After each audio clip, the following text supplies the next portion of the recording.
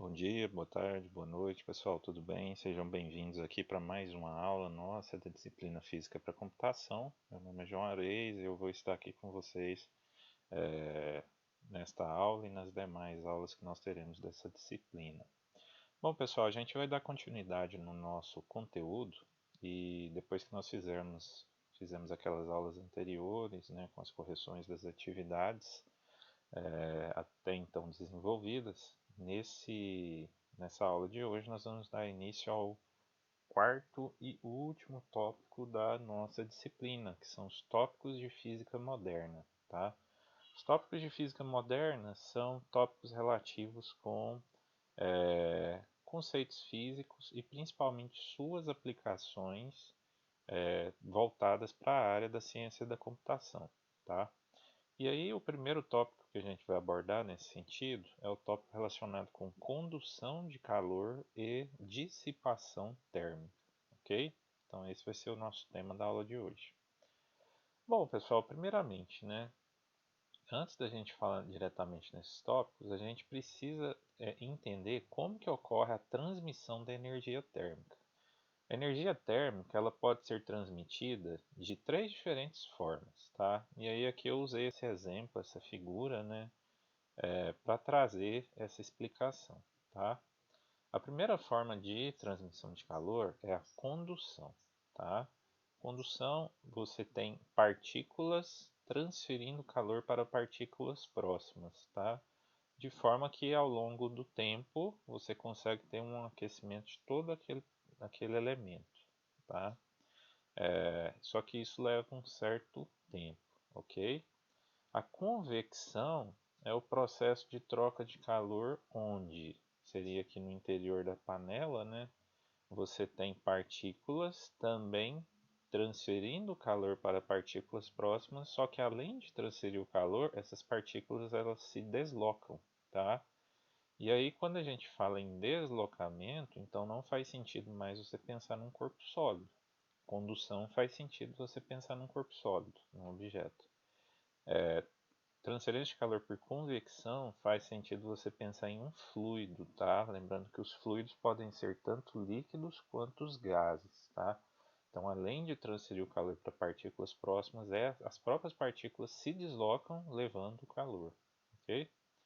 E aí, por fim, pessoal, a irradiação, tá?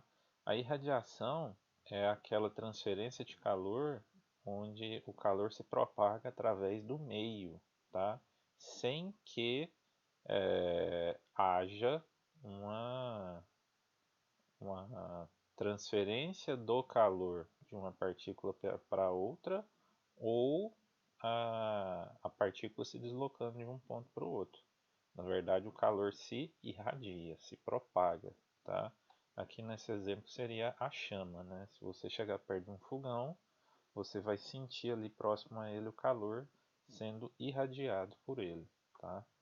Então, pessoal, tá aqui, né? Os três processos nossos. Primeiro, né, o processo por condução, que é esse que eu te falei. Então, tá aqui representada essa nossa barra. Você começa a aquecer a ponta dela.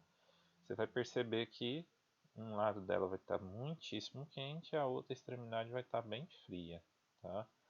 Porém, ao longo do tempo, se você permanecer aquecendo, essa transferência de calor ela vai se tornando cada vez mais eficiente, tá? Aqui a transferência por convecção, conforme eu havia falado. Então, na convecção, o que você tem? As partículas mais próximas às chamas ficam mais quentes. Ao ficar mais quentes, elas se tornam mais leves. Então, a partícula mais leve, quente, sobe. E aí, ao subir, ela ocupa o espaço da partícula mais fria, que acaba sendo empurrada para baixo. E aí, nesse processo convectivo, vai havendo uma troca de calor ao longo de todo o fluido, até que todo ele atinja a temperatura na qual ele está sendo aquecido, né? E aí, por fim, a irradiação térmica, conforme eu havia falado para vocês, né? Então, são ondas eletromagnéticas, tá? Também chamadas de ondas de calor ou ondas radiantes, em que a energia é propagada mediante o transporte de matéria, tá?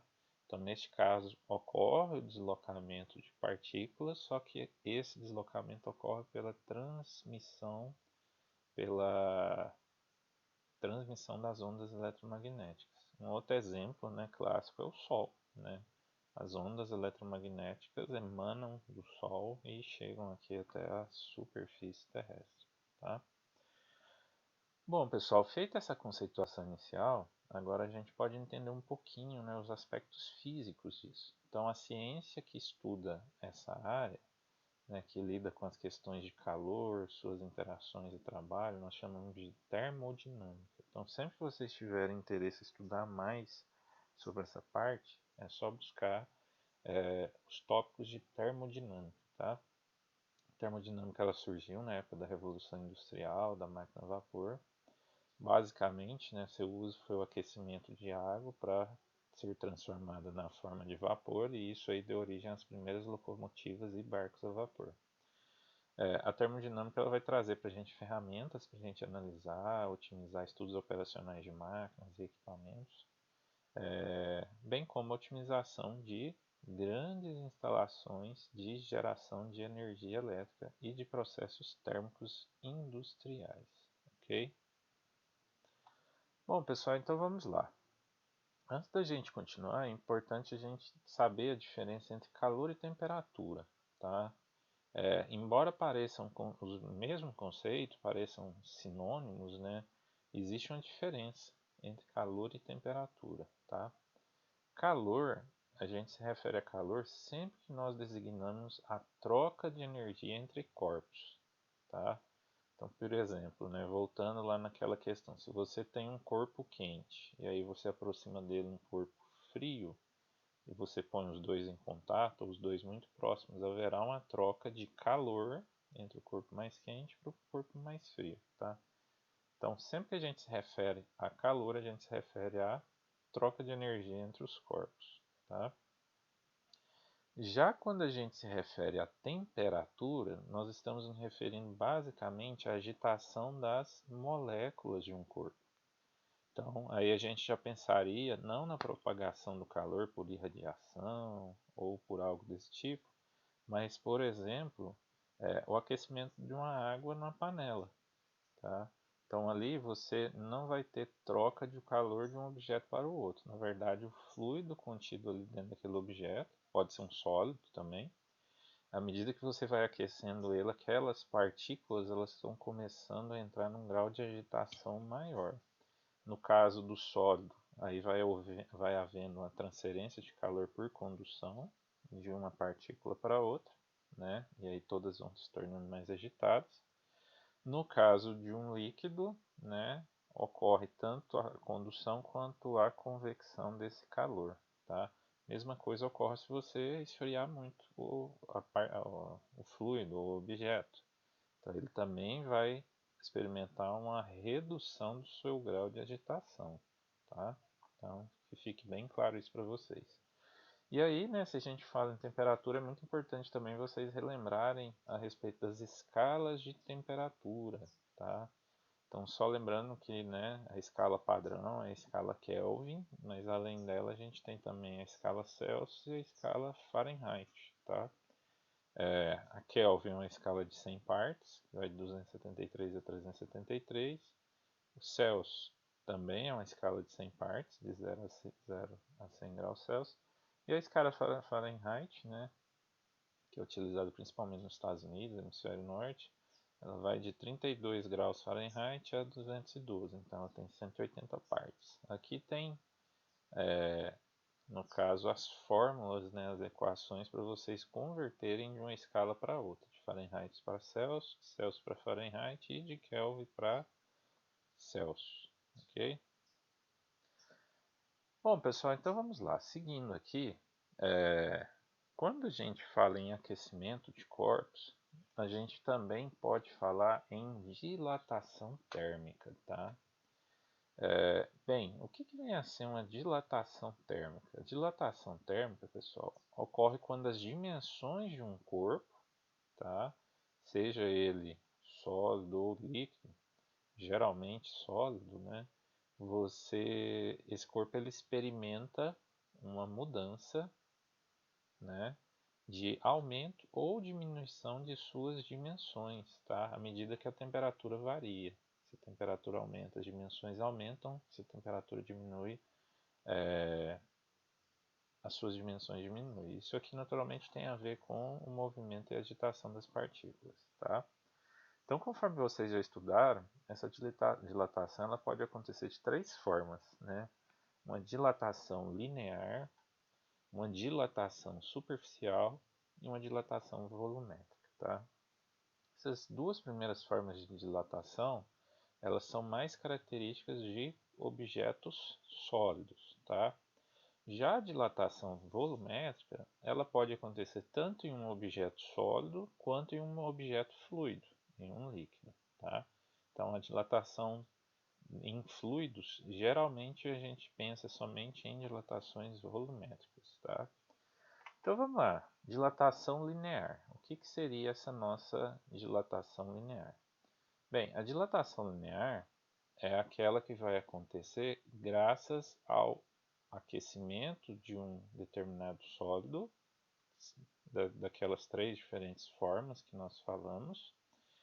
E aí o que vai acontecer? Esse seu sólido ele vai dilatar em uma unidade, que no caso aqui é a unidade do comprimento. Então, ele vai ter o seu comprimento variado a partir da variação da temperatura, tá? Ou seja, matematicamente eu posso dizer que o grau de variação do comprimento de um corpo vai ser proporcional ao seu tamanho original L vezes o coeficiente de dilatação alfa, que é dado em graus Celsius ou Kelvin, né, vai depender do enunciado do exercício, vezes a taxa de variação da temperatura.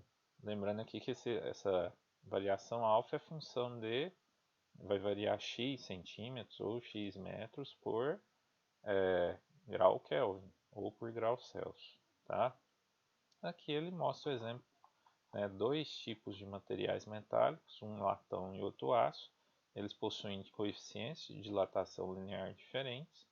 Então, o que vai acontecer? O aço, ou melhor, o latão, né, quando ele sofre essa variação, ele vai dilatar mais facilmente. Ao dilatar, ele faz com que o aço se mova, tá? Aqui eu tenho um outro exemplo de dilatação linear. Você pega uma régua metálica, né, com um furo, e aí você pegar e fazer o aquecimento dessa sua régua. Você vai experimentar, né, vai ver que a sua régua vai mudar um pouquinho as suas dimensões. É claro que não vai ter uma mudança tão significativa igual essa aqui que a gente está mostrando, né? Aqui no caso a gente está extrapolando, né, para que seja mais fácil a visualização. Bom, pessoal, aqui nós temos alguns graus, né, alguns graus de coeficiente de dilatação linear alfa de acordo com o tipo de material, tá? Se você for perceber, a variação é muito pequena, mas ela acontece. Então, olha lá, 10 a menos 6 por grau Celsius. Então, perceba que é muito pequeno. Se você pega um elemento de aço, você tem 11 vezes 10 a menos 6 por grau Celsius. Então, 11 vezes 10 a menos 6 é menos que 1 centímetro, né? Pensando que a escala aqui está em metro, né? Então é muito pequeno, mas à medida que você varia a temperatura a 100 graus, a 200 graus, a 300 graus, a 1000 graus, aí isso passa a ser significativo, tá? Bom, pessoal, muito obrigado pela participação de vocês. Eu aguardo vocês no próximo bloco. Até lá!